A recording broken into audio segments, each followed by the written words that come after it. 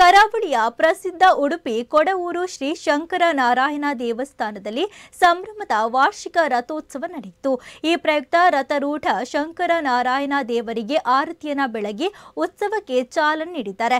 ದೇವಸ್ಥಾನದ ಪ್ರಧಾನ ತಂತ್ರಿಗಳಾದ ಹಯವದನ ತಂತ್ರಿ ಹಾಗೂ ವಾದಿರಾಜ ತಂತ್ರಿಗಳ ನೇತೃತ್ವದಲ್ಲಿ ಎಲ್ಲ ಧಾರ್ಮಿಕ ವಿಧಿವಿಧಾನಗಳು ನಡೆದವು.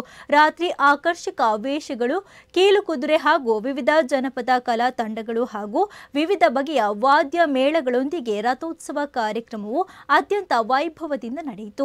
ಆಕರ್ಷಕ ಸುಡುಮದ್ದು ಪ್ರದರ್ಶನವು ಜರುಗಿದ್ದು ನರ್ತನ ಬಲಿ ನಡೆಯಿತು.